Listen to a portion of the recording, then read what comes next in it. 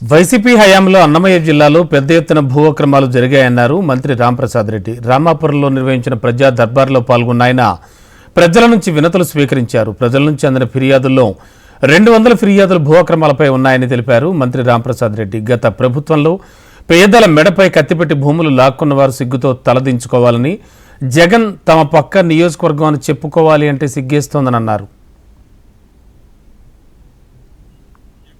విధంగా అన్నమయ్య జిల్లాలో గత 5 సంవత్సరాల్లో అవకతవకలు జరిగినాయి.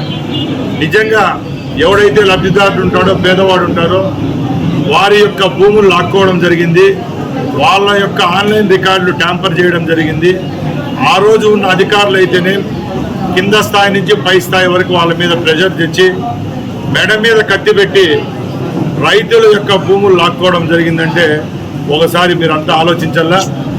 మేము ఎలక్షన్ల ముందు ఏదైతే చెప్పామో చెప్పిన విధంగానే రాబోయే కాలంలో రైతు అనే వానికి ఏ సమస్య రాకుండా రికార్డు పరంగా, చట్టపరంగా ఏవైతే వాళ్ళకి హక్కులు రాజ్యాంగం కల్పించిందో హక్కులు కాపాడేందుకే ఇలాంటి కార్యక్రమాలు ఏర్పాటు చేయడం జరుగుతూ ఉంది.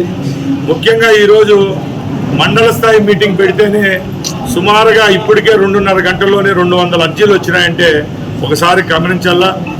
గత ముఖ్యమంత్రి మన పక్క నియోజకవర్గ వాసే, చెప్పుకునేదానికి కూడా సిగ్గుగా ఉంది. ఎందుకంటే రాష్ట్రంలో ఉన్న 175 నియోజకవర్గాలు ఒక ఎత్తు అయితే, అన్నమయ్య జిల్లా ఏదైతే ముందు కడపలో భాగంగా ఉందో ఈ అన్నమయ్య జిల్లాలోనే వేలాది మంది రైతుల యొక్క భూముల్లో అవకతవకలు జరిగినాయి.